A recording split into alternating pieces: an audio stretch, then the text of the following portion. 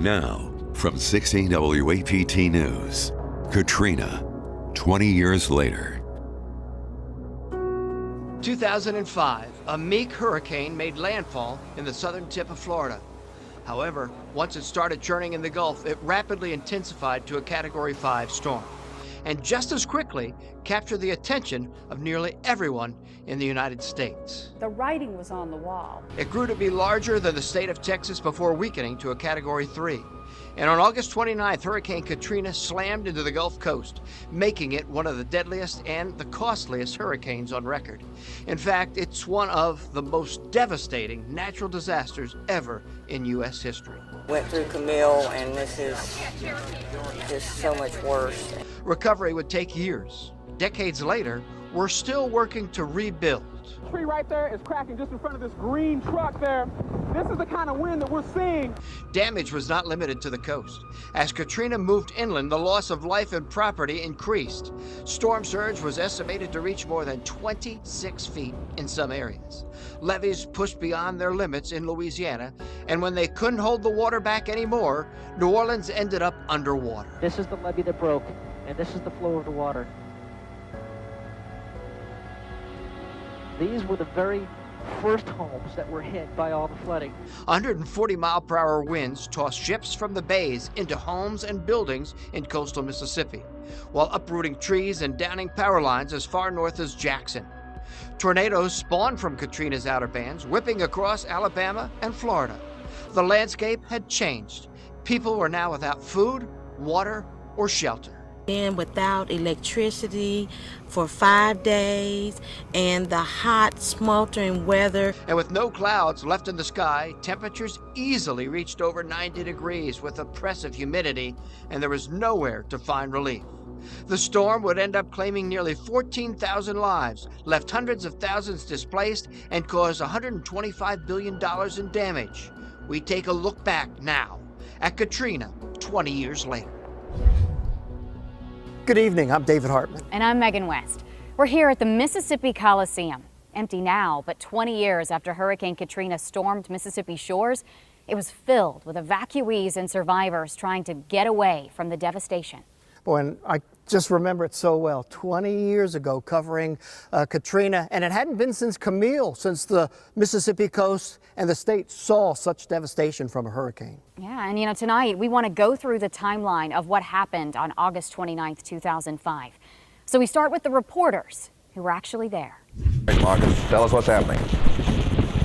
Hey, Scott, we continue to experience very strong wind here at the Comfort Inn in Ocean Spring. I want to show you what's going on at the in the roof. We've been talking about this roof that we've watched peel away throughout the morning and afternoon. You can see daylight now through the roof, and on the other side you can still see the water in the parking lot that we were talking about earlier, and it's about halfway up to the door of that beige car there, that four-door car. Every few minutes or so, we feel that strong gust of wind like what we're feeling right now. I want to go ahead and bring you around the corner here and show you what we were trying to show you earlier.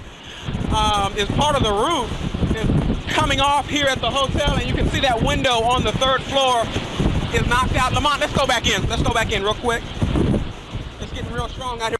Come back into the lobby, the main entrance here, where we don't get the wind. It isn't too strong. This is where we've been waiting this storm out. Lamont, come in.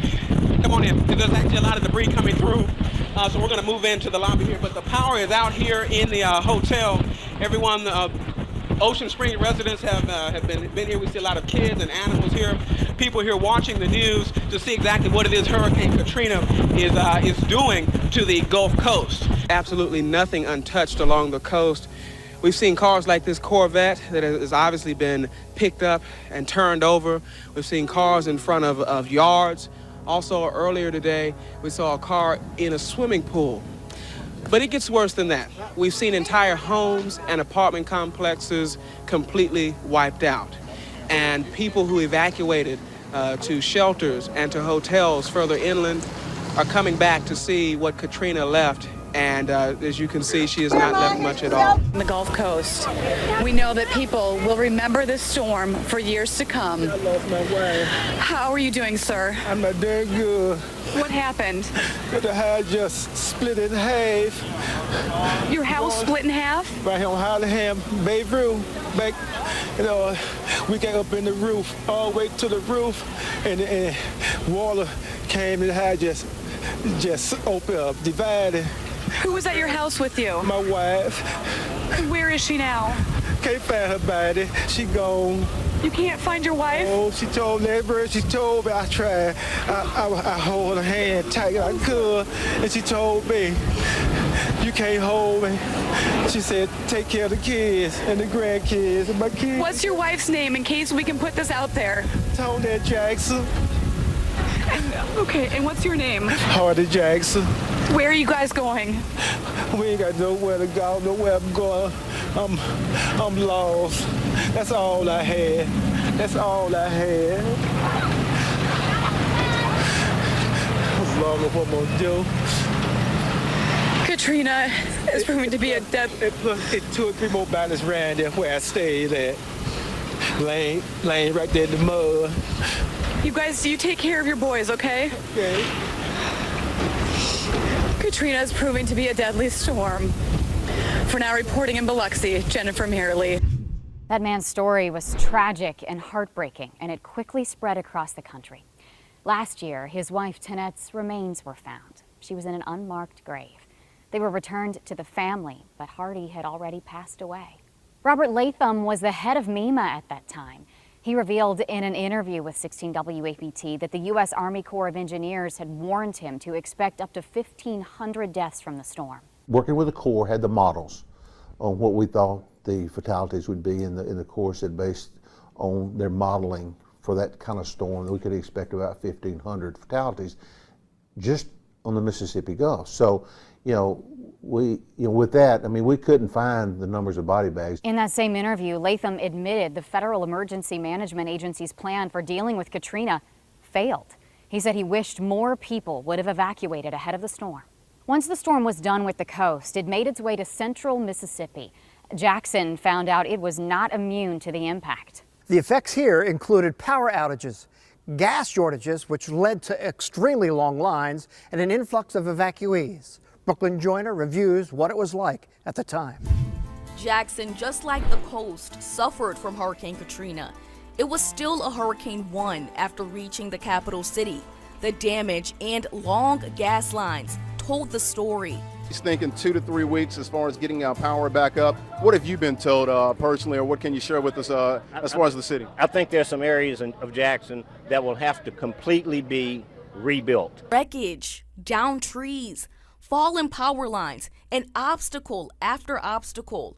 The high winds and heavy downpours took its toll on the capital city, making things difficult for power crews. When you're underground, you've got issues of flooding. When you're above ground, you've got issues of wind. So nothing is perfect, but we have hardened our system in a lot of ways. We've used a lot more concrete poles. Those tend to work better. Sometimes wood poles are better in some applications. And what about gas? First, they were unable to pump because there was no electricity. But then Mayor Frank Melton found a solution. We went to Madison County and got a generator. Then we had another generator brought from around the corner. We got a couple of electricians that hooked them into the meter in there, and we've got all the pumps going, and I'm just happy. People camped out overnight, waiting for tankers to deliver fuel. Tempers flared when pumps ran dry from high demand. The mayor forced to limit how much gas each person was able to get. We're going to restrict the gas to 20 gallons. Frustrated, frustrated. Been here all day looking for gas. It's just a sad situation. There was a limit on gas. You couldn't get but I think 5 gallons was all you could get. And it was devastating. And we might as just, face reality. Jackson has changed. Brooklyn Joyner, 16, WAPT News. Long lines and power outages, all vivid memories. That's what comes to my mind first thing when I think about Katrina. So many people. In fact, it's more than just that for people in the Jackson Metro. You can stop almost anyone, anywhere on the street, and they'll have a story about Katrina to tell. It's been 20 years since Katrina, but many remember it like yesterday. How the sunshine turned to gray clouds. The gray clouds brought heavy rain and lightning, followed by angry wind and bullying storm surges. People remember the howling wind, the devastating flooding, the darkening power outages, the long gas lines. These 3 survivors all have a story to tell. I had my own house and I was married at the time, and the storm hit that night, and I pretty much lost everything. They heard those 3 booms, the water just not creep down like it did for Betsy, it rushed down the street. We were going to church and have our celebration. And in the meantime, Katrina was out there in the Gulf cutting up. Raynette Nichols grew up in New Orleans. The bowl that we grew up in, 7 feet below sea level. But she and her husband live in Jackson. Her mother, Dolores Parker, now lives in Jackson after Katrina destroyed her home. He said, because we don't know, your house is split in half. The storm forced Matthew Langley to take cover with multiple family members. I went and stayed with my grandmother. Me and my grandmother ended up going to Pensacola to stay with some family that had power. We caught up with Matthew while he was working in Byram. We asked him about Katrina, and the memories instantly came flooding back. Katrina was a whole different animal. He says Katrina took everything from him that day. The storm was different from every hurricane he'd ever experienced before. Yeah, I've been through them. I've lived on the coast all my life. He picks up the story at the point where he was home by himself when Katrina invited herself in. Matthew says she came in from the back door. There was water coming in the back door up underneath. And I was like, oh Lord. And by the time I got out my back door, the water was already up in my chest. Wow, just that fast. Yeah, just that fast. And when I stepped off of my back porch, it was over my head. Swimming, huh? Yeah, it was over my head. So I had to literally swim out from underneath my awning of my porch and climb up on the roof of my house. From there, Matthew says he grabbed onto a tree and spent the night there until My buddy picked me up the next morning in the boat. Matthew says he thought he would die that night. Overjoyed that his friend was able to rescue him, he got a chance to take a shower and get a warm meal. And that's the first time in my life I ever seen something that bad. Raynette Nichols has her own story.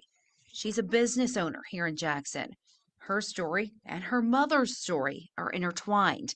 They were together for a church function before the storm hit. So we were down at the function, the weather started getting bad, and my mom said, you know what, y'all might want to head on back up to Mississippi. She says she heeded her mom's advice, but later gave the same to not only her mother, but her brother and son too. Picked up the phone, I called my mom, I said, you can't stay this time. So my daughter called and she said, it's time for y'all to get out, because that Katrina gonna be hell. But Dolores intentionally did not want to leave. The last storm that passed, I sat in my door eating fried chicken and watching the wind blow. But Raynette wouldn't stop insisting the family leave. She even threatened to get arrested and force the family to come to get her out of jail. So I told him, I said, well, Ray, I said, let's throw some clothes in the suitcase and get on out of here. I said, because Ned keep calling and for us to come up to Mississippi. And it was a good thing they did. The storm's impact could not have been worse. The family found safety in Jackson, Mississippi. My son and my mother, and they all came up, and we were in there, and when it hit Mississippi, when it hit Jackson, we knew it because the lights, blink, blink, went off, and it went dark. And so we had to get the candles out and everything, and we sat there and we waited. Now, blessing, our lights did come back on later, but my neighbors that lived around me, their lights were out for like 2 weeks. And once things calmed down, they had a chance to see the aftermath and what was left behind. Mom's house, being in a lower knife ward, when the water came in and knocked her house into my brother's house, and her house broke in half. I mean, if you didn't know where you lived, There was nothing left but a foundation. You couldn't tell the street, you know what street was what street. A tornado hit my youngest brother home and took his roof off, and my sister's house flooded where the water was all the way past the roof. So they tore my house down and my son's house and I guess everybody else's house that was around there. Dolores says they were able to reclaim a few precious items from the destruction. Firemen wouldn't allow them to go into the destroyed homes, but they were able to get some diplomas, pictures, and a few other documents. After that, it was time for a new beginning. So I moved up here to Mississippi, and I've been up here for about 20 years now. Well, since Katrina, I've been up here. During our conversation, we found that Dolores still has a sense of humor and an appetite. She says there's a tradition that she continues, and for it, she must visit the coast from time to time. So I go back every so often and get my seafood, my fish, my crabs, my shrimp, my crawfish, you know, because, you know, with the good old Creole cooking, you can't, if you ain't got that, you can't have nothing. The family lost a lot that day, and the memories from the day will stay with them forever. Right now, it's hard to imagine anything being worse than Katrina. A lot of tears.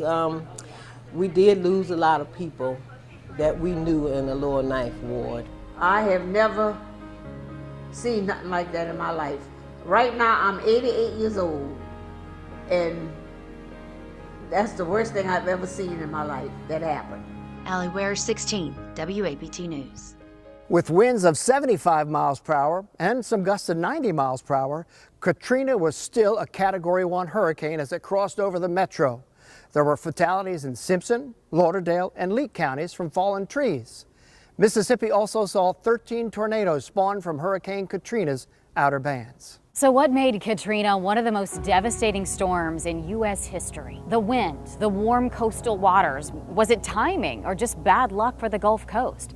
We take a deeper dive into everything that made Katrina the perfect storm. And then after the storm, so many people left trapped in the aftermath.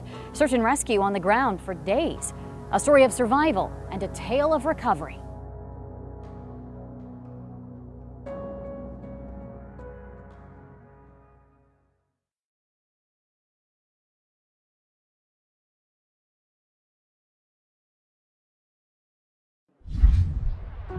The warm Gulf waters, strong winds, heavy downpours.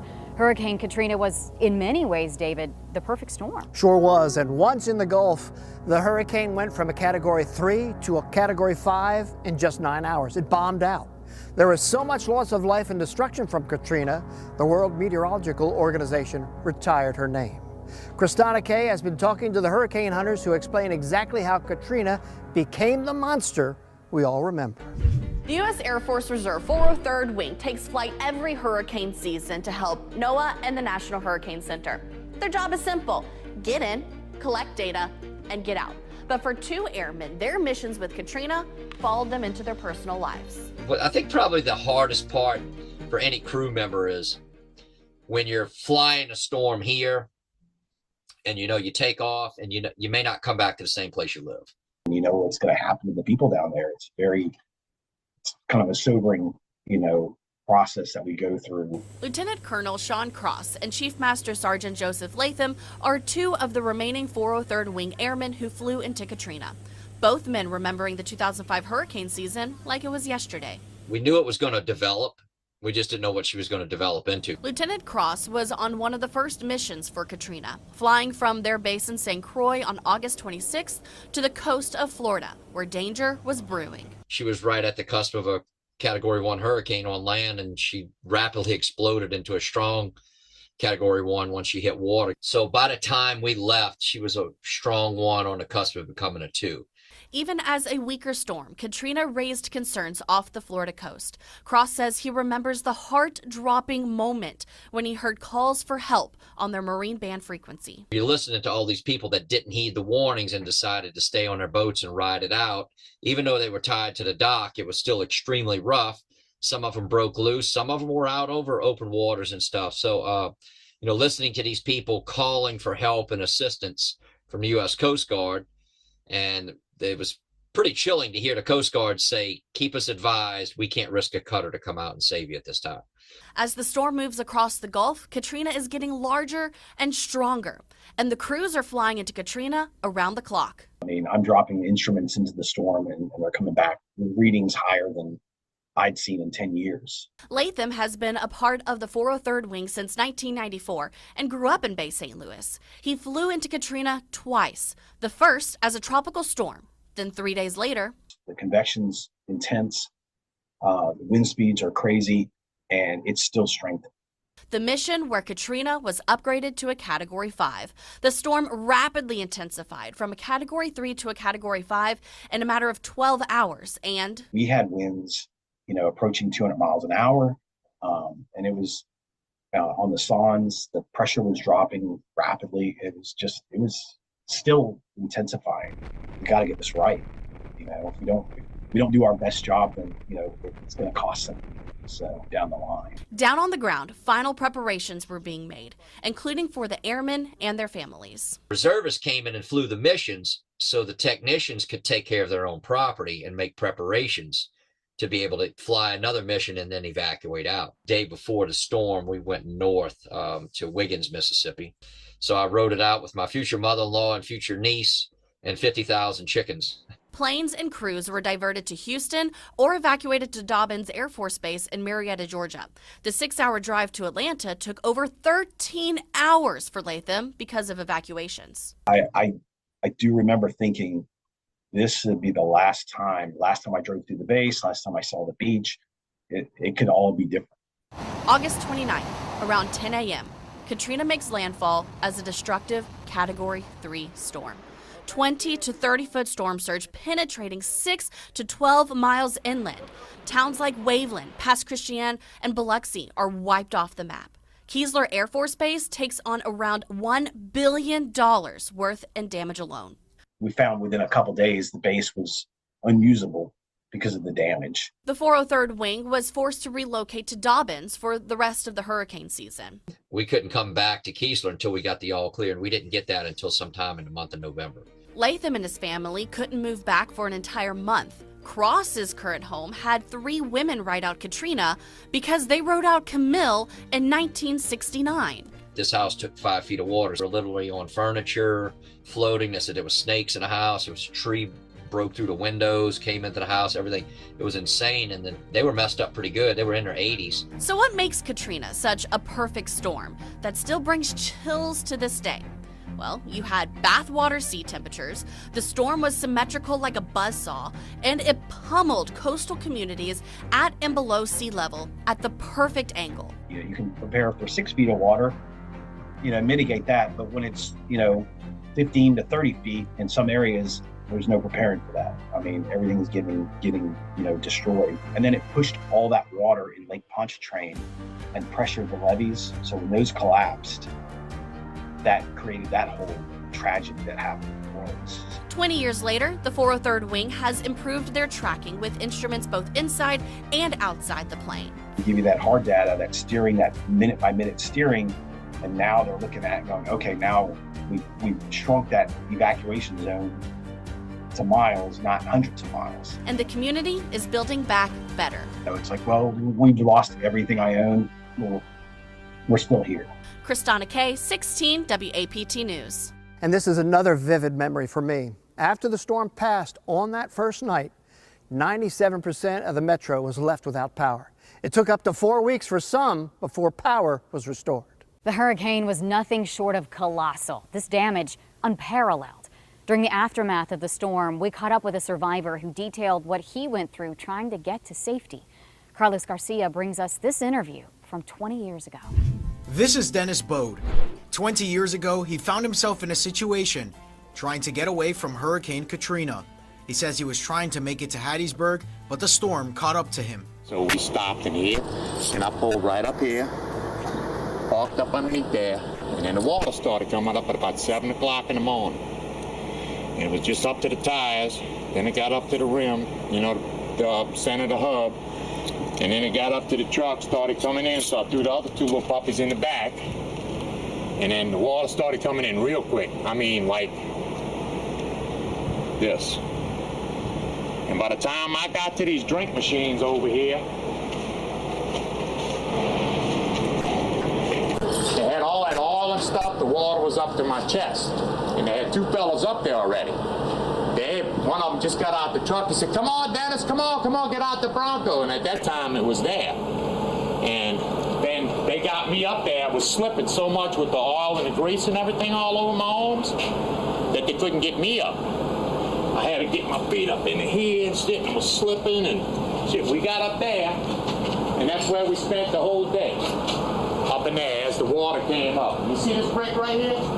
That first brick? Right up there? That's how high the water got. Dennis said the more the wind blew, the colder it got, and everyone was soaking wet. But soon, he would find humor in the situation. And I had some crazy guy, he was swimming over this way to come get food out of the Save-A set. I thought he was coming to try and save us. And I'm going, "No, go back, we all right, we got potato chips and stuff, all we need is some beer, bro." How do you keep your sense of humor through this whole thing? If you don't, you're gonna lose it. And I was in Vietnam, so this is a scratch here. I was in Vietnam in '69 when Camille came through. But hey, life goes on, baby. If you sit down, you're wasting time. Carlos Garcia, 16, WAPT. Dennis did lose his pets during the storm.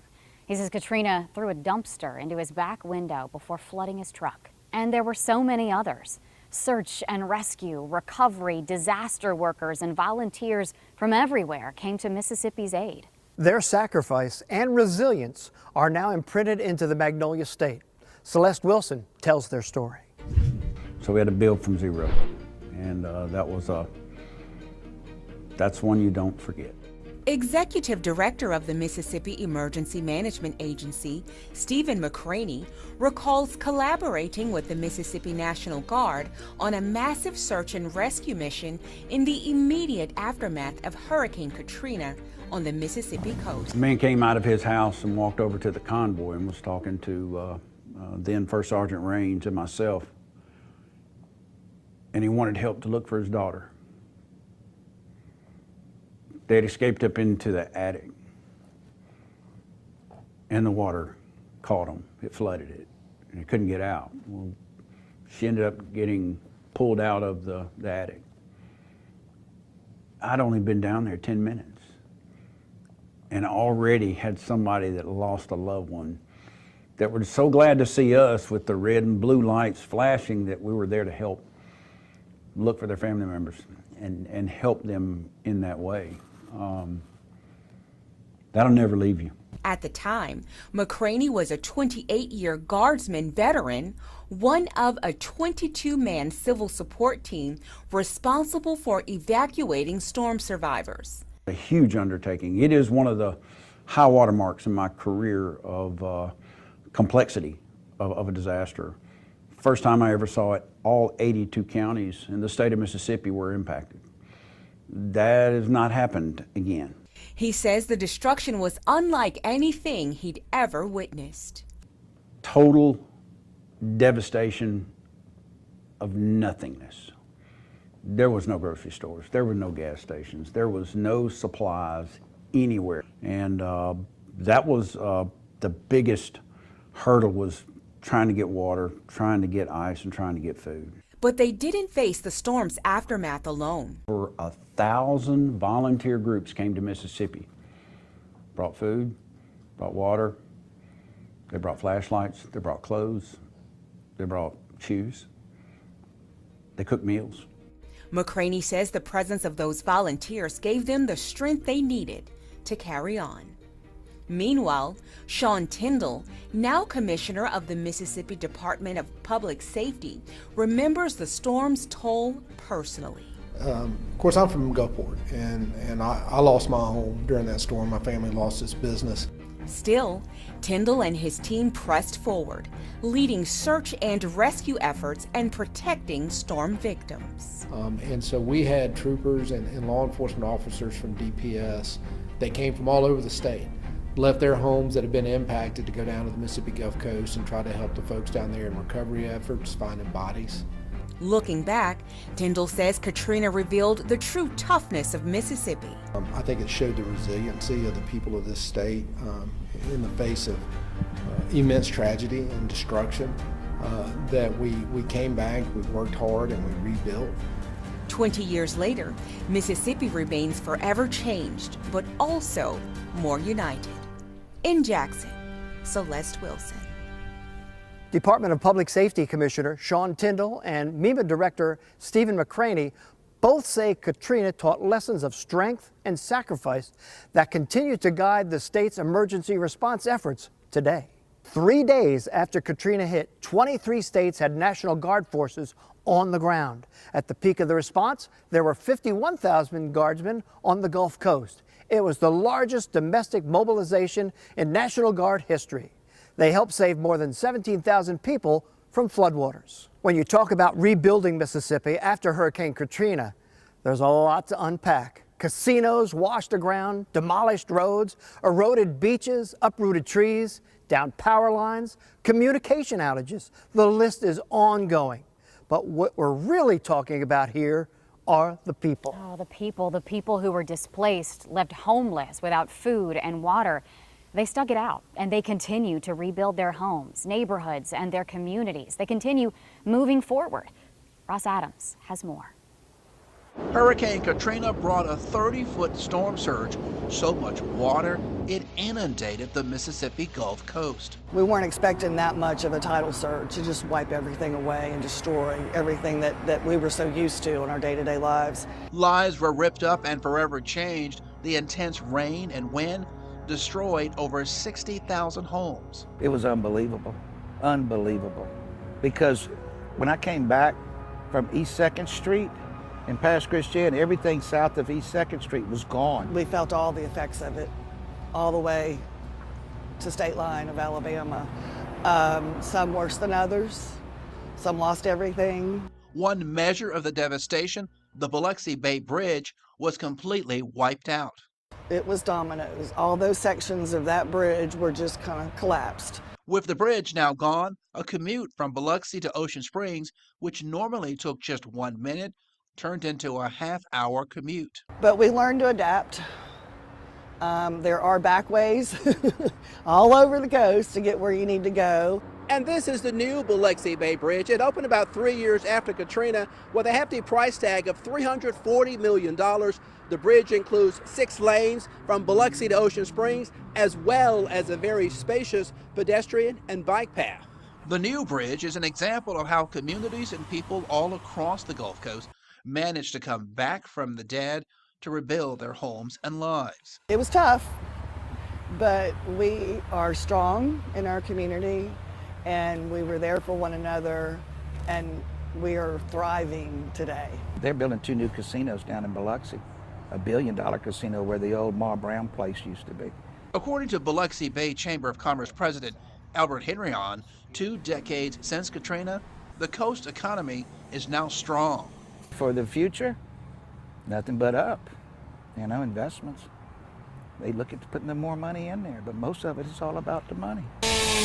After the impact of the massive storm surge, FEMA now requires strict new commercial and residential building codes. For example, any building or home built near the beach has to be built high off the ground on stilts like this. According to developer Keith Starita, the tough new building requirements add thousands of dollars to the construction cost of a new home. Just for example, on that house right there, it's $23,000 just to put the pilings in. Then you still got to pull a slab. You haven't even built the house yet. Hadn't even built the house yet. Starita says the added cost will reduce what you pay for insurance because the structure will be built to withstand 121 miles per hour Category 3 hurricane winds. And that's not to say this one won't get blown away too, but it's definitely built a lot stronger than a normal house. But homeowners know what they have to deal with, and they're willing to do it. I mean, if they're going to get insured, and they have to do it with the FEMA guidelines. Reporting from the Gulf Coast, Ross Adams, 16 WAPT News. So much of the coast was destroyed that at one time cities were talking about merging to help with recovery efforts. So many had to evacuate. but not a lot of places offered safety. So a lot ended up here in the Mississippi Coliseum. But not all of it was bad news. The Coliseum also became a place of new beginnings. And those who needed help to get back on their feet. There were people who were ready to help. The monumental challenge faced by those organizations who accepted the task of helping you rebuild.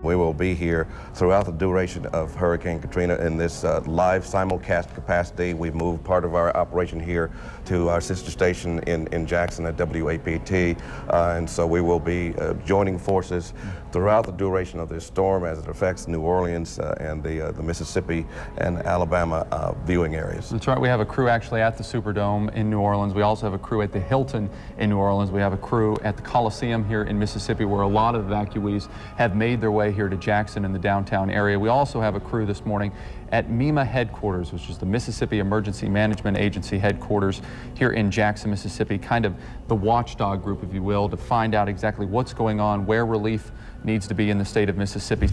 All right, Megan, take a look around. The Mississippi Coliseum. You heard it. It was just mentioned.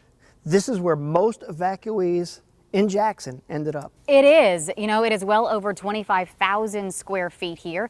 A multi-purpose arena at the Mississippi State Fairgrounds that sits atop an extinct volcano. Fitting, it became the safe haven for hurricane evacuees. It's depressing to think that your home is gone, your loved ones are missing, and you have no idea your next step in life. But hope was found here on the arena floor. It's quiet and empty in the Mississippi Coliseum now. But 10 years ago this week, thousands of evacuees packed the arena downtown, all trying to escape Hurricane Katrina. It was pretty chaotic at first with all the evacuees, and they were scared and upset. Molly McWade was just one of the volunteers at the Coliseum storm shelter back then. These people lost everything. One couple would not let the storm interfere with their plans to start a new life together, having their wedding right here in the Coliseum arena. Decided, let's go ahead with this wedding. We all need some hope. Joseph and Trinice Kirsch were supposed to get married in New Orleans when the hurricane hit. McWade was one of the folks that helped that couple stay on schedule against all odds. We created a makeshift altar for them, and we got the bride some flowers to put in her hair. 10 years ago, in the middle of that national crisis, 16 WAPT photojournalist James Foster caught the moment of hope live on TV. I honor you in the name of the Father. I honor you in the name of the Father. And of the Son. And the Son. And of the Holy Spirit. And the Holy Spirit. A new beginning in the aftermath of chaos and devastation. You may kiss your bride. At the Mississippi Coliseum, Hadass Brown, 16 WAPT News. The Salvation Army and the Red Cross, a dynamic duo in times of disaster. Two separate organizations, but they're often seen as the first line of defense when communities need help the most. In the aftermath of Hurricane Katrina, both provided food, water, even emotional support. Celeste Wilson shows us what it was like to respond to the devastation and how they worked to help restore hope. In the local region, there is not enough places for these people to go. That woman is Madonna Dara, speaking to cameras in Nebraska 20 years ago. She was forced to evacuate because of Hurricane Katrina. Even though Katrina forced her out of her home, she still wanted to help others. And I think I would go down and volunteer to help out down there. Madonna was a registered nurse, and she wanted to help those who were displaced. The best way to do that was with the Red Cross. Can't do it financially right now because we're in the same situation as a lot of other people, but I can at least give of my time. Nearly 250,000 Red Cross workers most of them volunteers, were mobilized to provide shelter, food, comfort, and hope after the storm. In a statement, the Red Cross said it supported 3.8 million overnight stays in shelters across 31 states and D.C., served nearly 68 million meals, and provided $1.5 billion in financial assistance to more than 1.4 million families. And the Salvation Army was not far behind. Well, I mean, with Katrina, that ended up being the largest response the Salvation Army ever had for a disaster. Major Timothy Delaney says the agency deployed 178 mobile feeding units and 11 field kitchen, with crews coming from across the U.S. and Canada. Dozens of disaster canteens like the one behind me, already mobilized and already feeding and providing drinks and water and hydration and transportation out of areas that were flooded, and then providing and offering pastoral care. I mean, it was millions of people served, hundreds of thousands of peoples and lives that were touched through that. In total, the Salvation Army served more than 5.5 million hot meals and 8.2 million sandwiches, snacks, and drinks. They also distributed 178,000 cleaning kits and 235,000 food and grocery boxes. But beyond physical relief, the organization provided emotional and spiritual support to more than 275,000 people and handled 282,000 emergency disaster assistance cases. The Salvation Army responds with food and water and hydration, but there is so much more going on than just the physical needs. There's those emotional needs. And so that's a big part of what we do, is just offering spiritual, emotional, pastoral care during that time. They also partnered with groups like Southern Baptist Disaster Relief and Habitat for Humanity.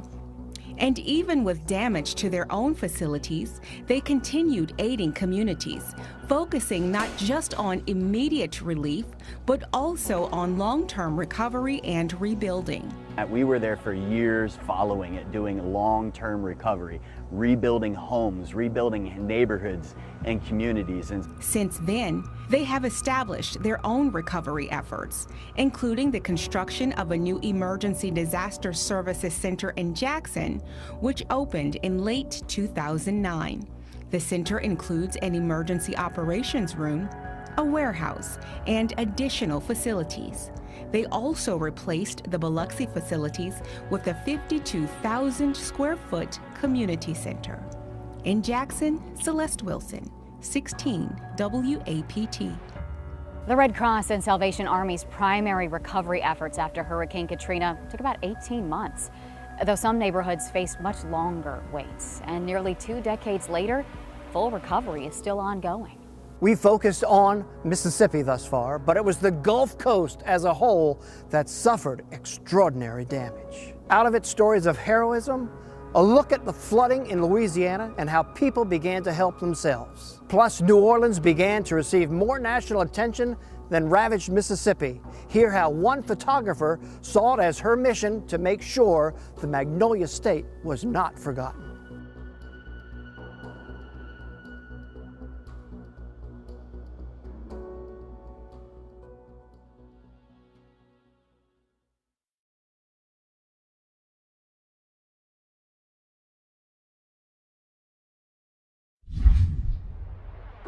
Briefly, we want to talk about New Orleans.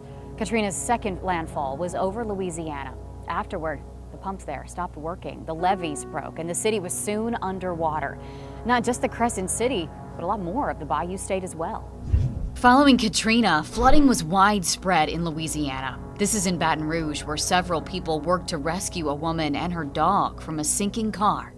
Give me a knife, give me a knife. When that didn't work, the man jumps in and he's able to pull the woman out. Give a dog. Her dog. Give a dog. He goes back underwater and seconds later comes back with the dog. Rescues like this took place across the city. Homes, streets, highways flooded. And then there's New Orleans. The images that stay with you.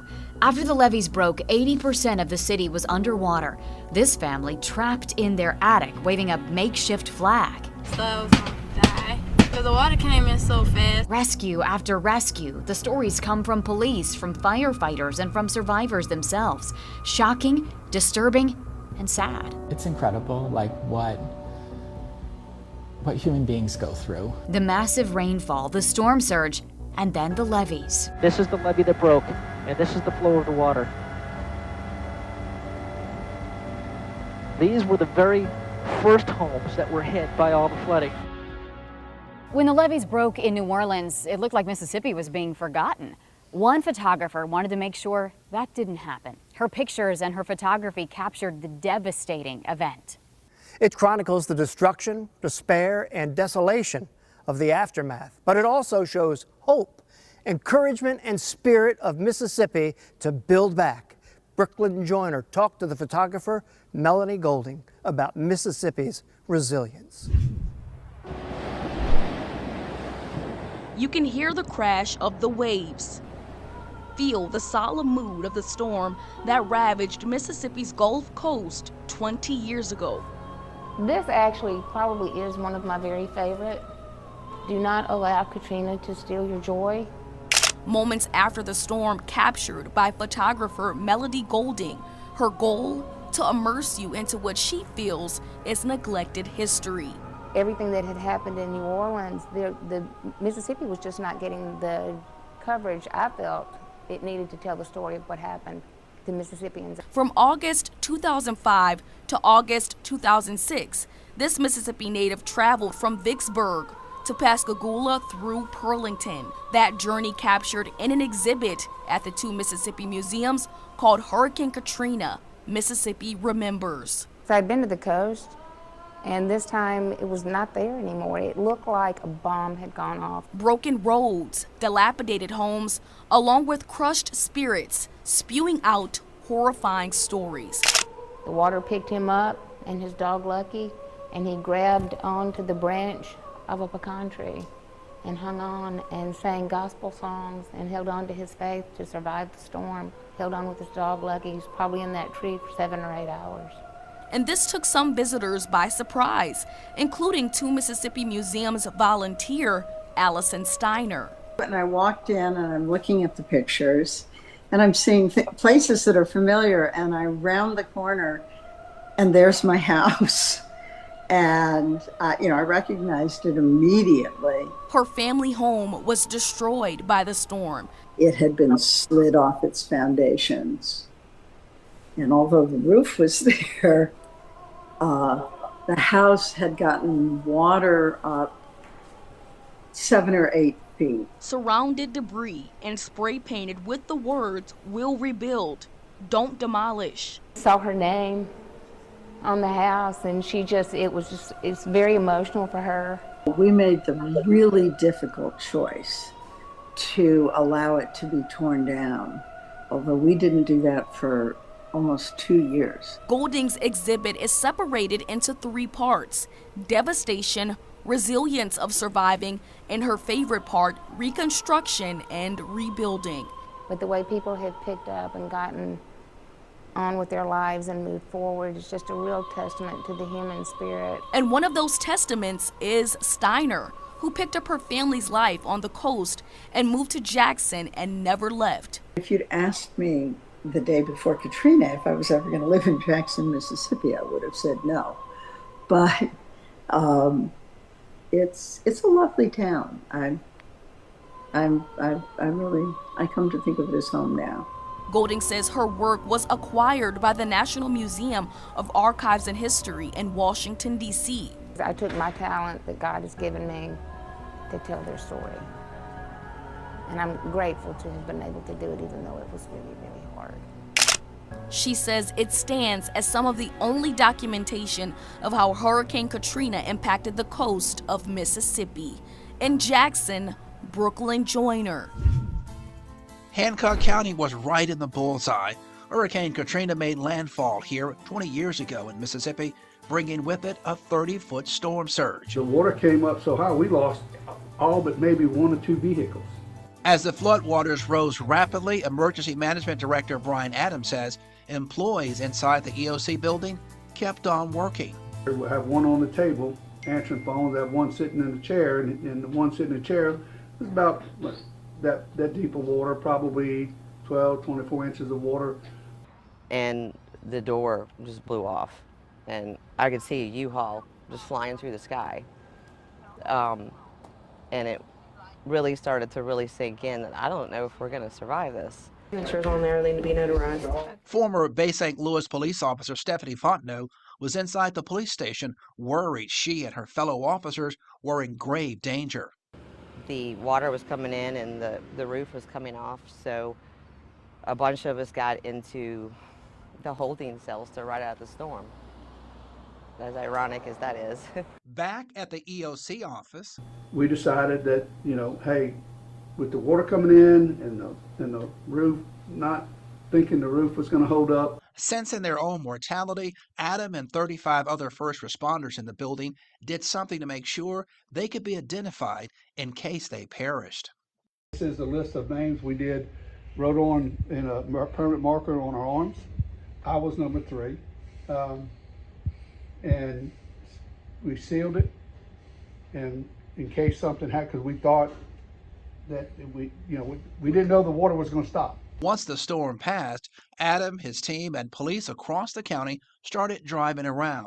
Everywhere they looked, they saw nothing but extensive damage. The entire Gulf Coast just looked like an atomic bomb went off. I mean, houses were splintered, things were leveled. It was something I'd never ever seen in my life. Piles and piles of wood that used to be homes now obliterated, and people trapped in rising floodwaters begging to be rescued. Bus was picking up citizens that were walking off out from different areas that have water in them and trying to drop them off to like the hospital, but unfortunately the hospital took a lot of damage in water too. Adam says he was astonished once he found out the Bay St. Louis Bridge was, quote, gone. Actually made it down there, and my first thought was if the Bay St. Louis Bridge was gone, then there wasn't many houses on flat ground that was going to be standing, and it wasn't. The storm touched every part of Hancock County, one of the hardest hit areas, the city of Waveland. Waveland is on basically flat area, right? So anything that was on flat area was destroyed. With destruction everywhere, Adam says leaders quickly came together to start rebuilding. One of the biggest changes was the adoption of new county-wide building codes. The FEMA standards require new homes and buildings to be constructed at certain heights depending on how close they are to the beach, creeks, or ravines. You know, unfortunately, insurance is pretty, high in areas like that, but, that's one of the things I think was probably the best thing that happened was we built back better. Bay St. Louis got a brand new 2-mile bridge thanks to $270 million in federal funds. Katrina forced emergency managers to take steps to make sure they're better prepared for the next big storm. Emergency Operations Center plans went from like 300-something pages to 700-something pages. Is that going to cover everything? Listen, we hope it does. A lot of people had a lot of problems after the storm, Hurricane Katrina was too much for Stephanie Fontenot. She was diagnosed with PTSD and eventually left law enforcement. In the past 2 decades, she's had 2 children who gave her life new purpose. It made me appreciate the life that I have. It made me appreciate the people in my life. It made me appreciate more simple things in life that maybe I didn't look at before. But I don't take anything for granted anymore. Reporting from Hancock County, Ross Adams, 16 WAPT News. Well, here's a milestone moment marking the 20 years. Amtrak returned to the coast. It made its inaugural run of its Mardi Gras passenger rail service line. Senators Roger Wicker and Cindy Hyde-Smith and others showed up to mark the occasion. Katrina destroyed the line 20 years ago. The community says the return of the line has been a long time coming. The line is expected to draw crowds in coastal cities from Louisiana to Mississippi and Alabama. The Amtrak wasn't the only thing that went from Louisiana to Mississippi. things got so bad in the Bayou State that our sister station in New Orleans had to come right here to Jackson. And together we made sure that both states were covered. You're now watching live team coverage of 16 WAPT and WDSU of Hurricane Katrina. It is 9 o'clock on this Monday morning. The emphasis placed on that coverage was to make sure you knew what was happening to your home, property, and loved ones during that chaotic time. After the break, Troy Johnson takes over with the decision makers who were able to make that happen.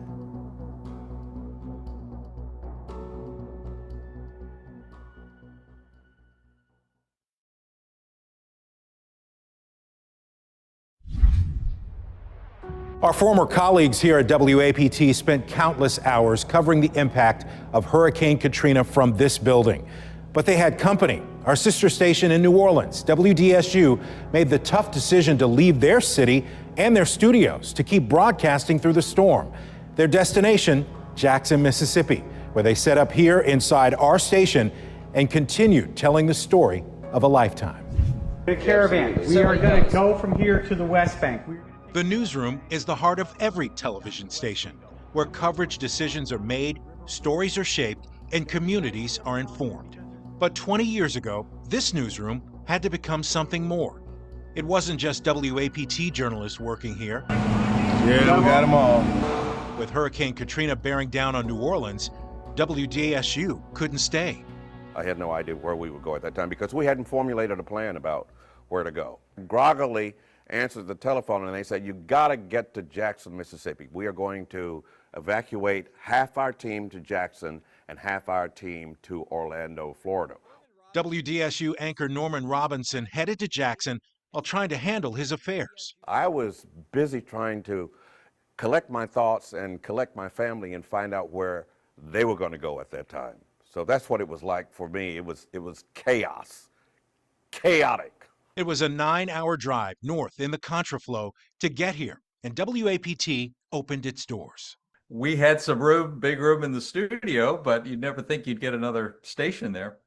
But it's amazing what they were able to do to bring all their equipment. Former WAPT president and general manager Stuart Kellogg. He told me the station began planning for the storm days ahead. Our building's diesel generator kept both TV stations on the air. We had to think about things such as how are people going to eat? And so we had a team that was getting provisions, and we had long tables of buffets going all the time. And again, we were going 24/7. Our feeling sort of like, how much worse is this going to get? But it wasn't just about food and shelter. Reporting never stopped. We were sharing with WDSU, doing stories for each other. Hearst brought teams in from Pennsylvania and California from other stations. Scott Wyckoff from our sister station, WBAL Radio in Baltimore, was here. At the Jackson Coliseum, most of them in this arena turned shelter after evacuating New Orleans. Dave, I don't know. I'm just trying to get one day at a time. Flew on a C-130 with Maryland National Guard MPs that were headed down that way. I decided that I was going to run out the plane with them and just stay on the ground and actually tell the story in Mississippi. Scott hitchhiked to get a rental car at the then Jackson Evers Airport. He made his way to WAPT. That night, I ended up staying at the station there in Jackson. I slept in the boardroom. Our news teams cover the impact across Mississippi, New Orleans, and the Gulf Coast. The WDSU team worked in our studio, delivering the news to a city cut off from the world. For many New Orleanians, it was their first time seeing images of the devastation back home, all from WDSU broadcast that originated from Jackson. Norman told me what it meant to be able to keep that stream of information open. As I walked the streets of Jackson, Mississippi, during the few times that I was on a break off the air, I met New Orleanians who just wanted to shake my hand, who just wanted to touch me, who just wanted to have a conversation, so that they had some feeling of security in knowing that what they knew as New Orleans was still there, and I represented that.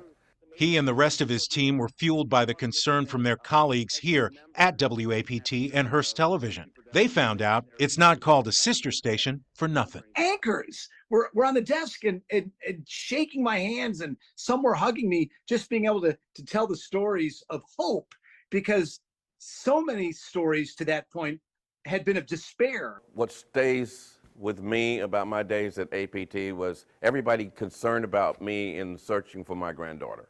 Who's this little girl? Hi! When I finally learned that she was okay, but in Picayune, Mississippi, the staff came together, and Hearst came together, and they gave me a car and a photographer to go to Picayune to pick her up. And that to this day stays with me as a moment of triumph over tragedy. It was a real moment of solidarity. Their professionalism, their calmness kept me in check. I needed that calm, composed association, because inside I was a wreck. I really was. In the midst of a disaster that shut down communities and shattered lives, this building became a hub of hope, a place where journalists from Jackson and New Orleans came together to make sure no one was left in the dark. This kind of catastrophe, this kind of devastation affects you in ways, it touches things that you didn't even know were there. It was just keeping people informed.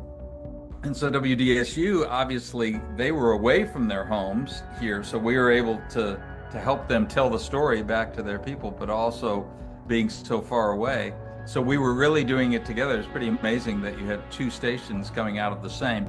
Heath Allen from WDSU rode out the storm along with photojournalist Tom Fitzgerald. Two stations, one mission, keeping people informed when it mattered most.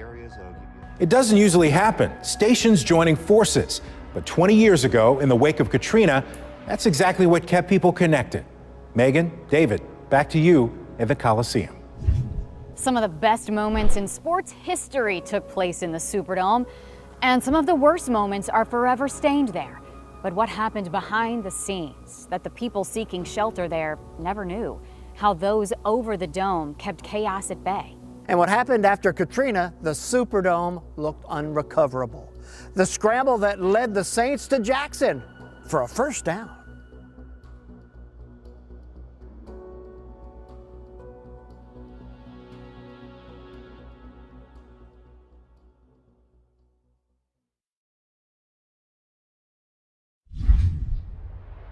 It felt like everything in Louisiana was underwater.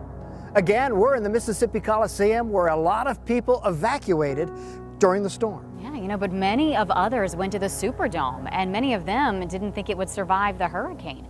Marissa Stubbs with a look now at what things were like inside the Superdome. The Superdome. Before the block that shook its foundation, before it played host to an NFC championship game, before Mercedes-Benz bought the naming rights, before immense joy, there was unbearable pain. The Superdome was a living hell for the tens of thousands who took refuge inside from the Hurricane Katrina and her fury. And people, they want answers. They want to be able to get out. They're uncomfortable. There was no running water, no functioning toilets, no HVAC, cramped conditions, hot and humid. Every square inch of this building had been touched by water. Doug Thornton, Executive Vice President for SMG, the company that manages the Superdome. And I thought, it's over. We'll never be back here. I mean, how can we survive? Thornton was one of the 30,000 who rode out the storm inside. He couldn't fathom how bad things were about to get.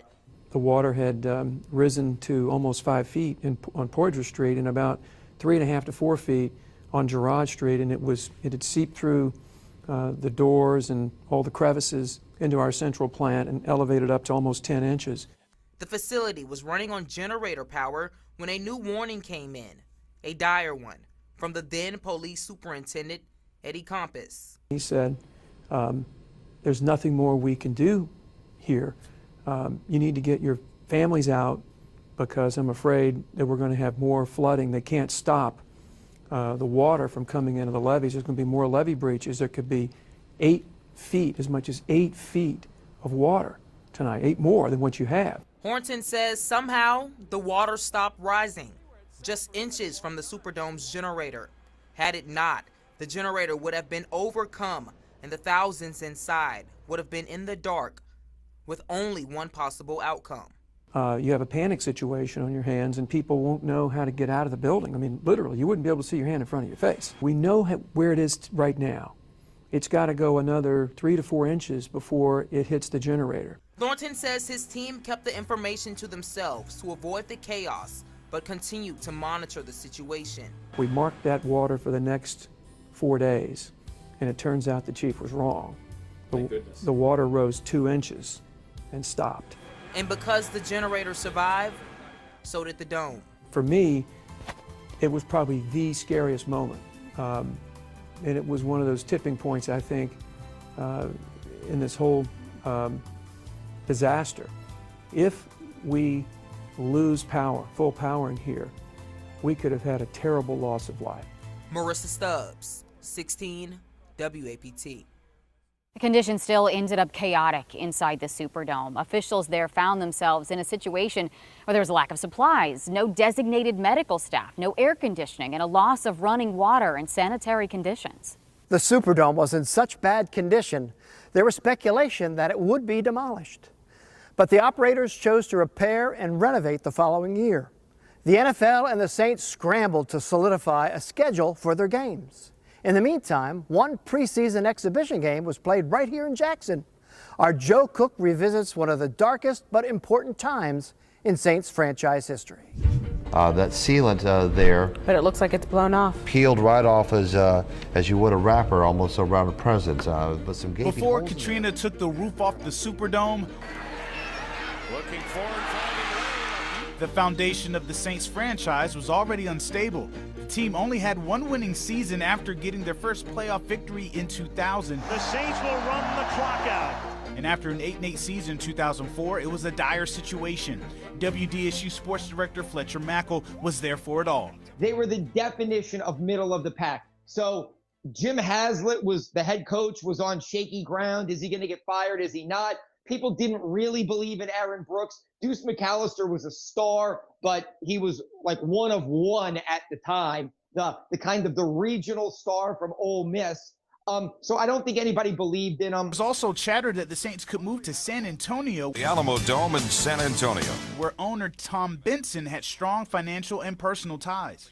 And then the bottom fell out when Hurricane Katrina hit the Gulf Coast that fateful August. Is it really coming down on the field as a result of that hole that is now in the Superdome roof? Strong winds and rains hammered the area. When the levees broke, it was over. 80% of the city was flooded, devastation everywhere. The team had no home. The Superdome served as a shelter, but it suffered heavy damage to the roof and no running water as people sought refuge. Or so they thought. It's a hellhole. It's very miserable in here. This was one that everybody said might happen one day, and sure enough, it did. New Orleans became the Marching Saints, playing in San Antonio and Tiger Stadium in Baton Rouge. turned to the Bills 23. They were on the road for all 16 games that season. Former USM great and Saints linebacker T.J. Slaughter remembers what it was like. Nobody went through what we went through that year. It was the craziest season I ever had in my life. You had no home. Even when we went back to San Antonio, we living in a hotel. Pretty much half of the season, we was in a hotel. We got to go on the road, and it's still no familiarity. Everything is like you just on the road. You never had a home base. Owner Tom Benson was public enemy number one. He didn't commit to bringing the Saints back during the city's darkest time. The future of the franchise was in flux, and after some backdoor meetings between owners and league officials, NFL Commissioner Paul Tagliabue came to the Big Easy to make it known he was strongly against the Saints relocating. The Saints are Louisiana's team, have been since the mid-'60s when my predecessor, Pete Rozelle, welcomed them to the league as New Orleans team and Louisiana's team. And our focus continues to be on having the Saints in Louisiana.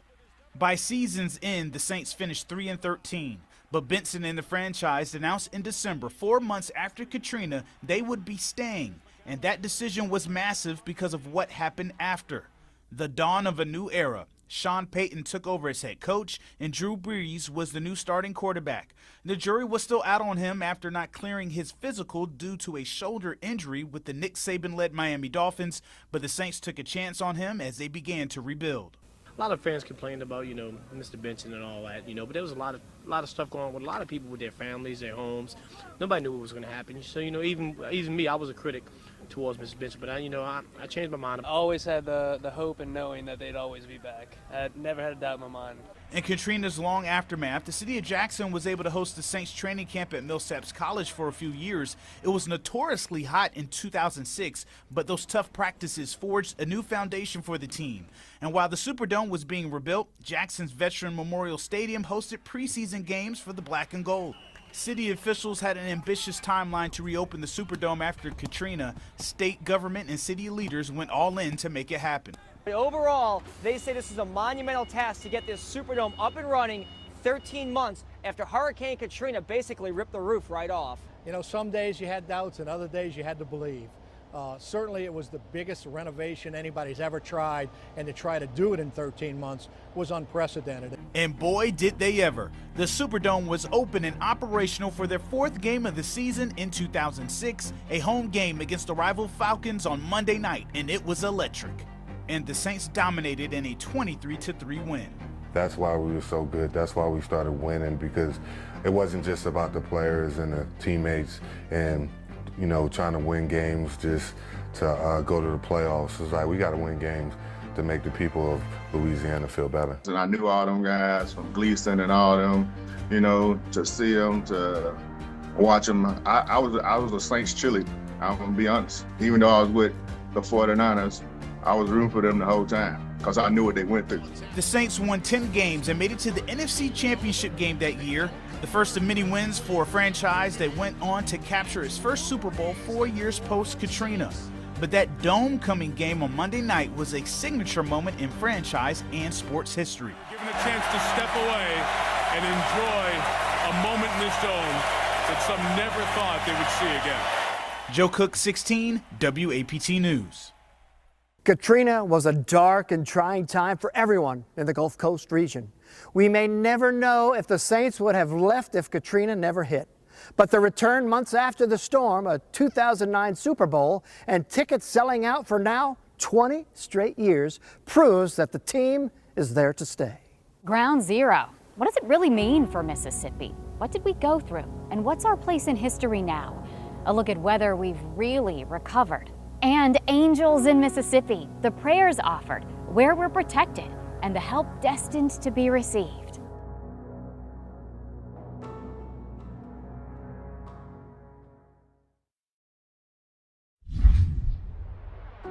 Katrina's first landfall was in southern Florida. The second landfall clipped southeastern Louisiana. But here, when you say Ground Zero, it's synonymous with the Mississippi Gulf Coast. Ross Adam explains. Hurricane Katrina was unsparing in the extensive damage left behind along the 80 miles that make up the Mississippi Gulf Coast. One area hardest hit was the city of Waveland in Hancock County, almost completely destroyed. Governor Haley Barbour said at the time there were, quote, no inhabitable structures in Waveland. With a 30-foot storm surge, the community became ground zero as the powerful hurricane made landfall August 29th, 2005. What happened in Katrina was this became the only building standing on Coleman Avenue after Katrina. So it was ground zero for Katrina. Waveland's Ground Zero Hurricane Museum tells the story through gripping photographs and donated artifacts, along with the line showing the 12 feet of water that inundated that building. This room is sort of considered our hurricane room because we have so much information here, but obviously hurricane stuff is throughout the entire museum.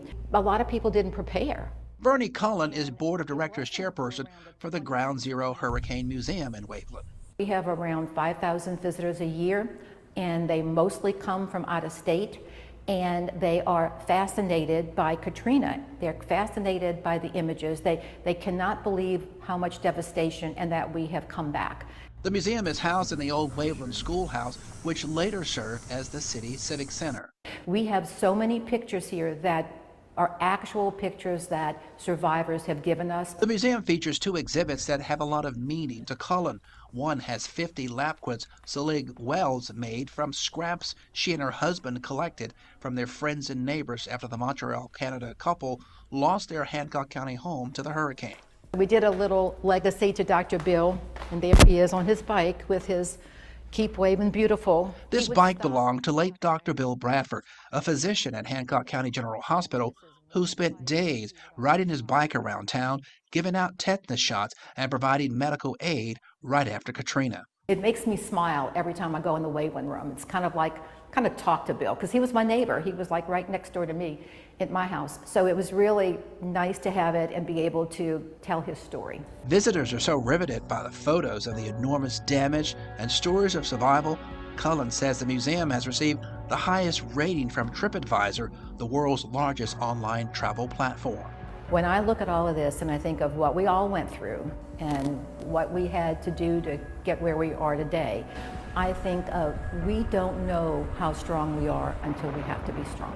Reporting from Hancock County, Ross Adams, 16 WAPT News. The Ground Zero Museum is set up in a building, the only building left standing on Waveland's main street when Katrina stormed ashore. Angels now watch over Bay St. Louis. There's 6 trees scattered throughout the city, all topped with angels. They were created by chainsaw artist Dale Lewis after Katrina. They now pray another Katrina will never come ashore again. Allie Ware explains how those angels came to be. Today, if you travel down Highway 90 on the Gulf Coast, you will see several trees that died in Katrina, now carved into elaborate statues. It's a reminder of good times and bad times, you know, but yeah. Angels now watch over the city of Bay St. Louis. You look around, they're all over the place.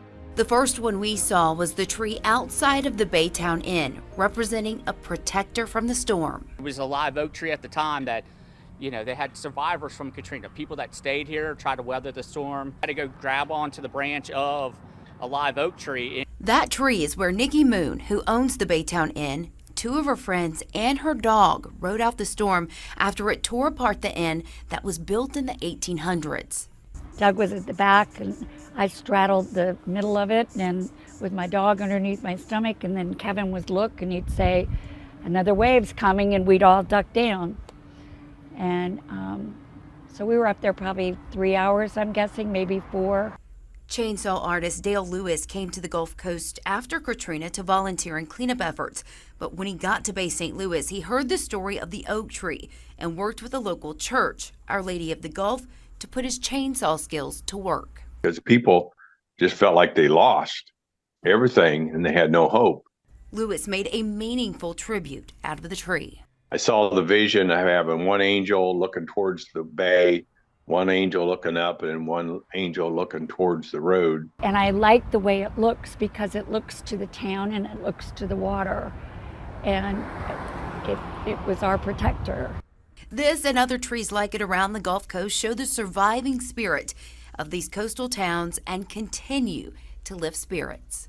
Just out of the blue said, yeah, they just said, hey, we saw your number. It means a lot to us. It really gave us joy. So we just want to call and say thank you for doing it. You know, people that continue to look at that and to see that as a sign of rebuild and restoring.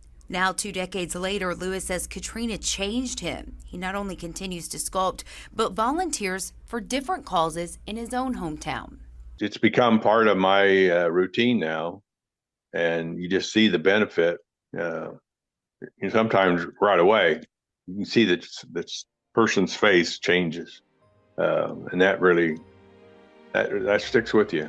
While on the coast after Katrina, Lewis also took logs and branches from fallen trees to sculpt into marine life sculptures and sold them to raise funds for Katrina survivors. And you remember the church who hired Lewis. It has an angel sculpture of its own. Dedicated to all the volunteers that came down for a long, long time to help us rebuild. Beneath it, a thank you poem that reads in part, "This angel of light, a torch so bright, is a testament to their presence and might."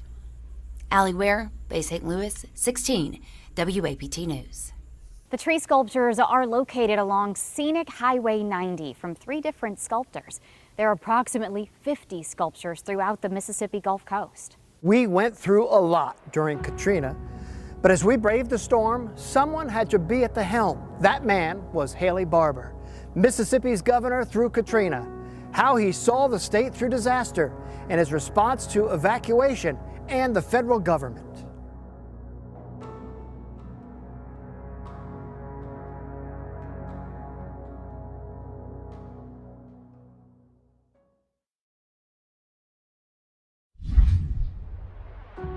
Haley Barbour was the governor of Mississippi who had to deal with Katrina and the immediate aftermath.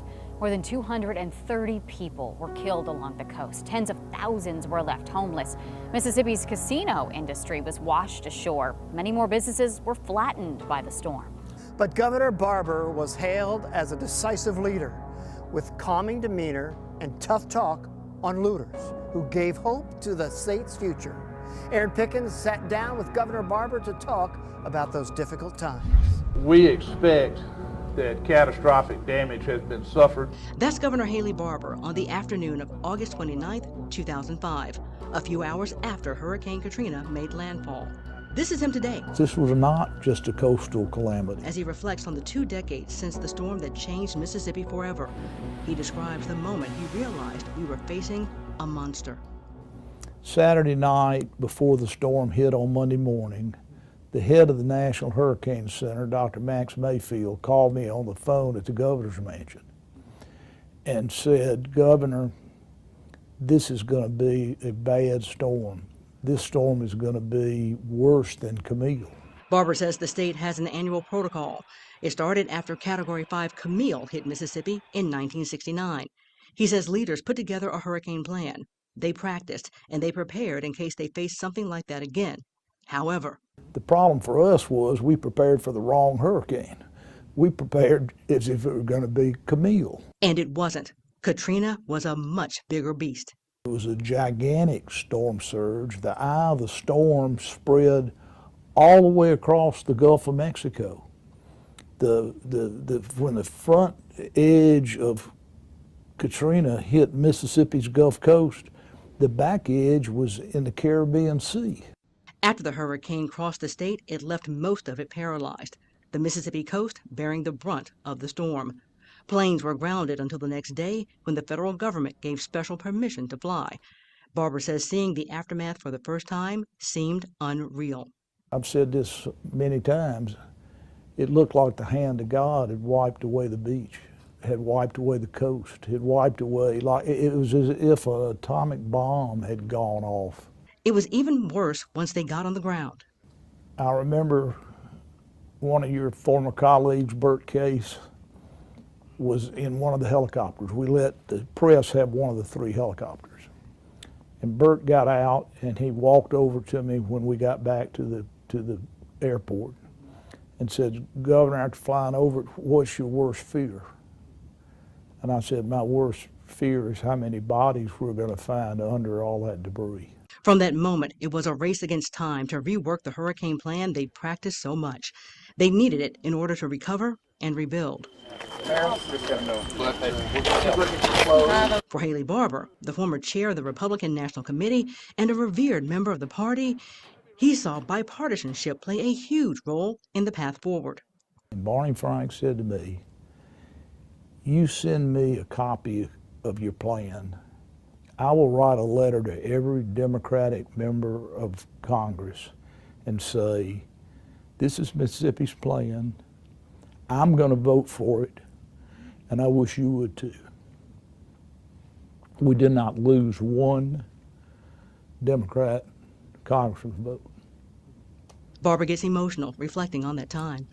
He's been praised for his leadership during an unprecedented situation.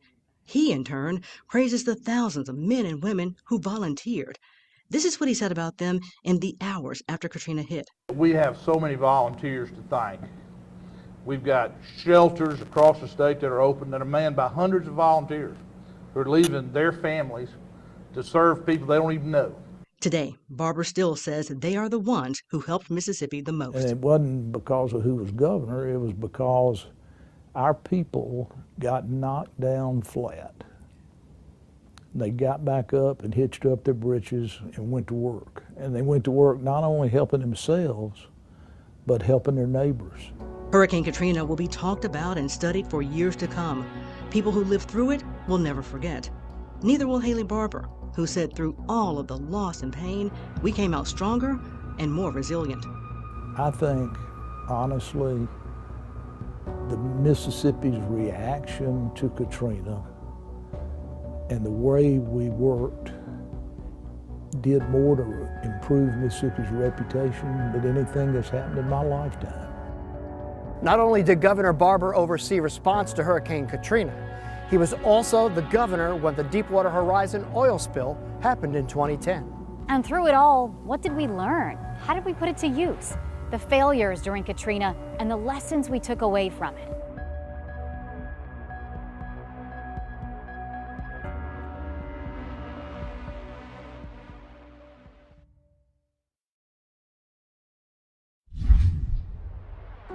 So, what did we learn? What happened during Hurricane Katrina? And what are we doing to see to it that Mississippi is never in that position again? Troy Johnson is searching for the answer. If we had another Katrina, are you convinced that FEMA would not fail? I think there's some areas of Jackson that will have to completely be rebuilt. The aftermath of Katrina's destruction told a story from every angle. The lessons were painful and unforgettable. Federal, state, and local responses were widely criticized for poor preparation and delayed action. In the aftermath, government officials, business owners, community leaders, and volunteers came together to find a better way forward. With tear-filled eyes and quiet determination, Mississippi rose from the wreckage, lifting itself from the rubble, the coastline, and the darkness. If somebody out of state would say, well, you're from Mississippi, what about Katrina? Tears would just flow. U.S. Senator Cindy Hyde-Smith was a state senator at the time. She says the emotion still runs deep because she was closely involved in recovery efforts. Hyde-Smith says that firsthand experience is why government agencies have pushed to improve their responses ever since. When you have the storms, when you have 9 inches of rain in a short period of time that you were not expecting, we want to look at all flood control. Watching cities submerged in floodwaters was heartbreaking. But amid the devastation, moments of relief came through the rescues that followed. What we've covered during this special reflects only a fraction of the courage, compassion, and heroism shown. These stories span every walk of life, from professional responders to personal triumphs. It was surreal in so many ways. Obviously, the devastation was hard to even fathom. The levee failures and delayed responses to evacuation hurdles and communication breakdowns, Katrina exposed deep cracks in the system. But Governor Tate Reeves says significant changes have been made since 2005 to strengthen emergency preparedness and response. So we do a better job now of, as an example, pre-positioning assets. We pre-position everything from supplies to people. We're not going to put our National Guard in harm's way, but we're going to get a lot more individuals closer to where the storm may hit so that they can get on the ground quickly. Reeves says the hard-earned experience of Mississippi's first responders, MEMA, and the National Guard has led to smarter, faster decisions when disaster strikes. But not all lessons came from the front lines. Congressman Benny Thompson remembers how Hurricane Katrina reached deep into Mississippi's small towns, far beyond the coast. Well, we were out of power here in Bolton, Mississippi for over a week. And the only generator in this town was a generator that powers our office. So we ran the police department, we ran the volunteer fire department. We did a lot of things because we had an emergency generator.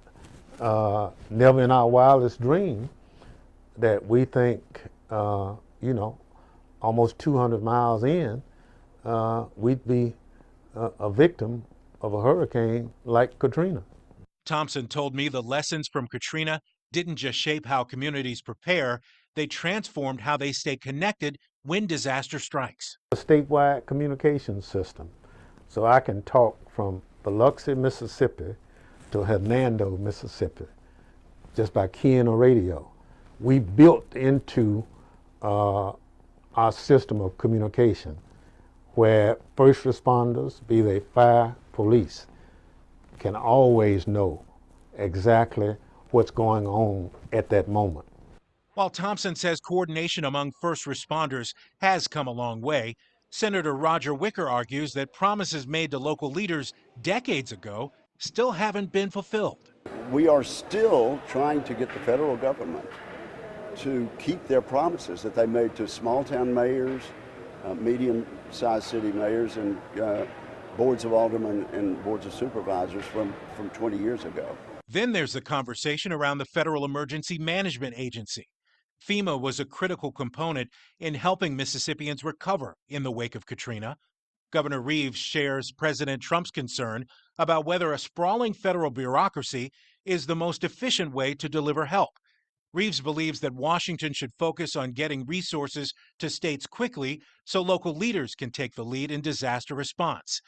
But he says the real difference maker isn't FEMA or local officials, it's the decision made by governors when the pressure is on.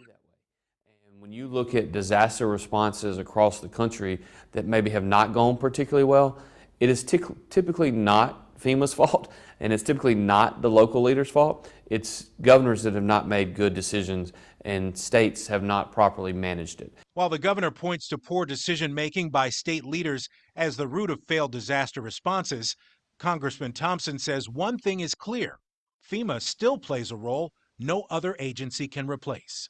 Those people who are emergency managers have said to me, there's just no way that we can replace a FEMA. He says look no further than a more recent disaster in Mississippi, the devastation of the town of Rolling Fork by an EF4 tornado in 2023. Over the last 2 years, the Delta town has been fighting to return. We have homes rebuilt, our school system is back up, the business community is back up, and we're trying to get the hospital back online. Without FEMA's help, it never would have happened. 2 decades after Katrina, some scars may still linger, but so does the strength. Neighborhoods across Mississippi have rebuilt, businesses have adapted, and schools once silenced by crisis now echo with life.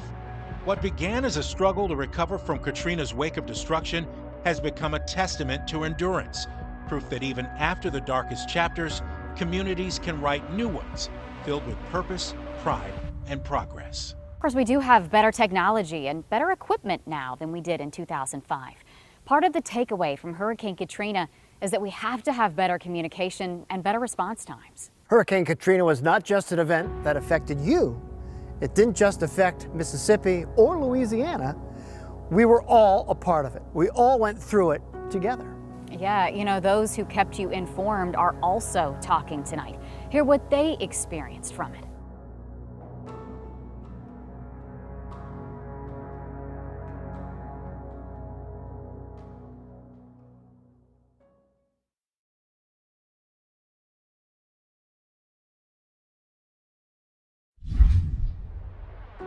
Through it all, 16 WAPT was here. In fact, there were 2 stations operating out of our building, us and our sister station, WDSU in New Orleans. They had to evacuate and come here. We saw to it that they could still report to their communities while we kept you informed right here on Channel 16. But there's so much more to it. Our parent company, Hearst, gave us many resources, including people to make sure we could keep on going. Waiting this storm out. Lamont, come in. Come on in. There's actually a lot of debris coming through, so we're going to move into the lobby here, but the power is out here. My name is Marcus Moore, and I was a reporter for 16 WAPT News when Hurricane Katrina made landfall. I vividly remember driving down the highway, and then they had the contraflow going, so all of the lanes, most all of the lanes were headed north, and they had one that was going south. Wow, this is serious. I mean, we didn't know what was going to happen, but we knew how serious it was and the potential. Of course, working hard covering things at the Coliseum. We're joined by Ed Reams from WDSU. I was a former anchor at WAPT for 20 plus years. You know, I looked at my news director and I was like, instead of my co-anchor and I anchoring together, why don't we split up? I can do a couple hours at a time. She can do a couple hours at a time. The next thing you know, we can cover on the air, wall to wall for a much longer period. And that's when we started broadcasting nonstop. Some people are wondering when life is going to return back to normal. Any perspective on? My name is Joyce Brewer. During Hurricane Katrina, I was an evening co-anchor at WAPT in Jackson, Mississippi. I tell people that, you know, we won an Emmy Award for our coverage during Hurricane Katrina. I explained it to them. I said, we basically turned into CNN in Jackson, Mississippi.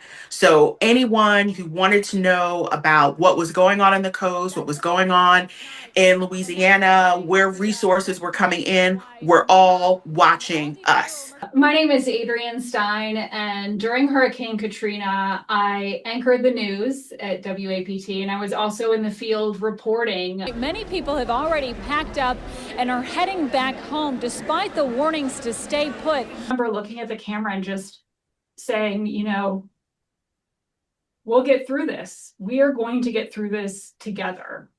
And it makes me a little emotional now because it really, we were part of a team with the community, right? And our job was to give them a little sense of comfort, and the way that we could do that is and was through information at the time. 3,000 people sought shelter, testing the limits of the Coliseum. I'm Desiree Frazier. I was a reporter anchor during Hurricane Katrina.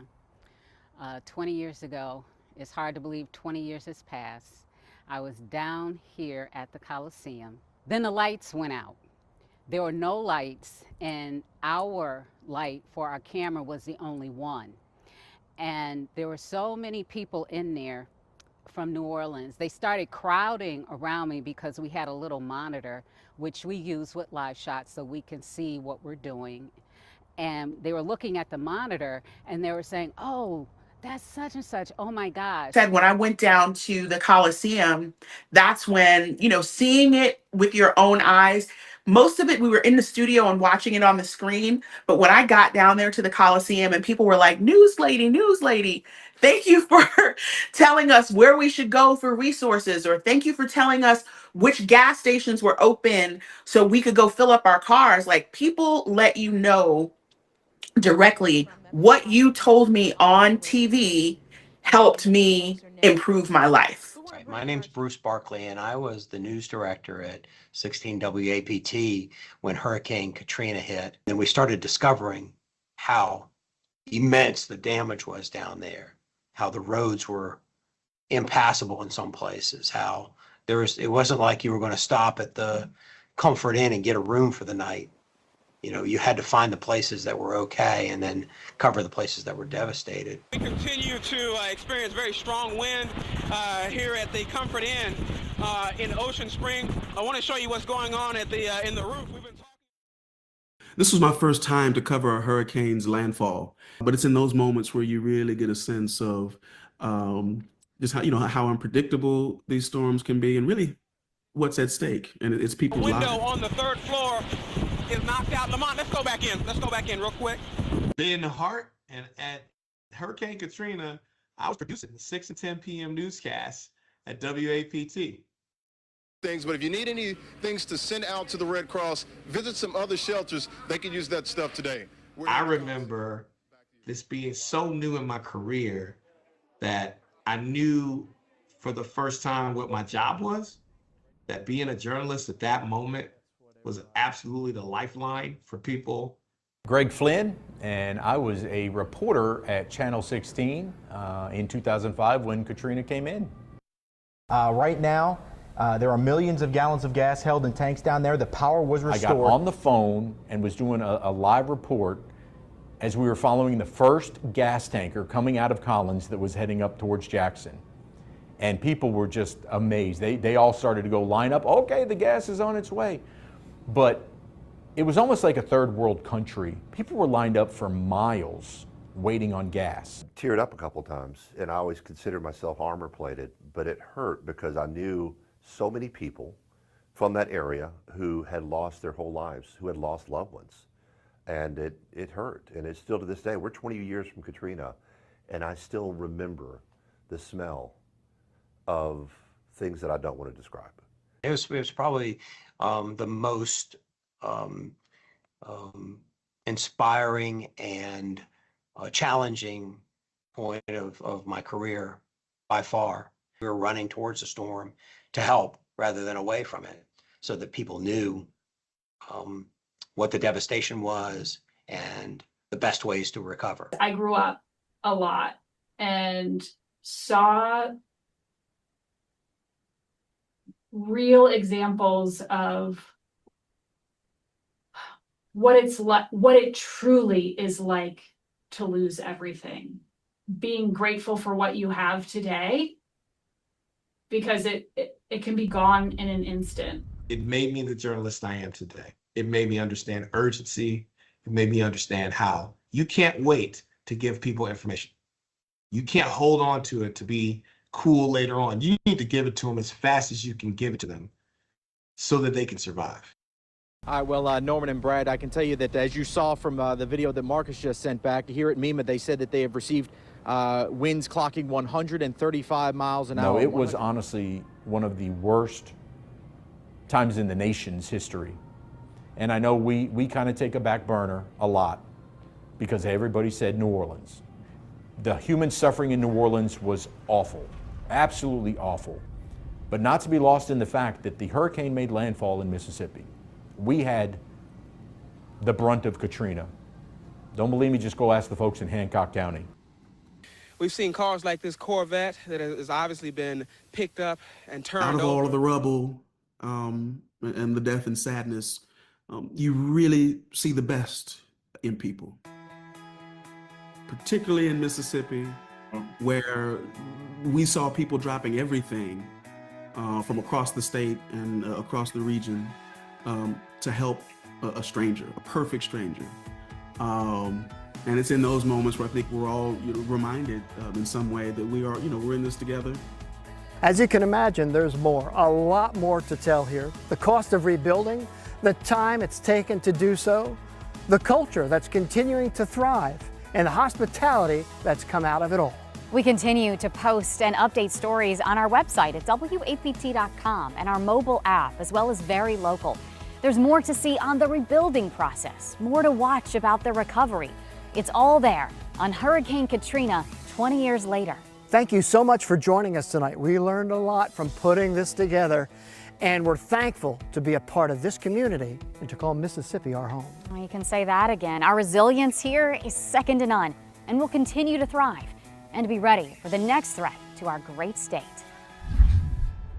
It is Monday, the 29th of August, and you're now watching live team coverage of 16 WAPT and WDSU of Hurricane Katrina. It is 9 o'clock on this Monday morning. Katrina was out there in the Gulf, cutting up. And the door just blew off, and I could see a U-Haul just flying through the sky. I had to literally swim out from underneath my awning and my porch and climb up on the roof of my house. We got up there, and that's where we spent the whole day. So my daughter called and she said, it's time for y'all to get out, because that Katrina gonna be hell. She told me I tried, I hold her hand tight as I could, and she told me, you can't hold me.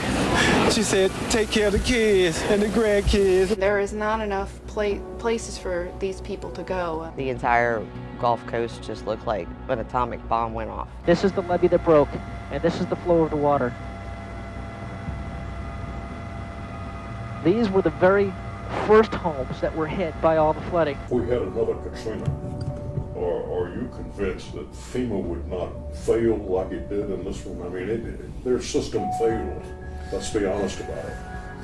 Yeah, the whole logistics system failed. And I thought, it's over. We'll never be back here. I mean, how can we survive? I think there's some areas of Jackson that will have to completely be rebuilt. I'm trying to get to Vicksburg. My family has life there. Before we leave you, I want to show you this. The morning paper has arrived here at the Coliseum, and in one word, unimaginable.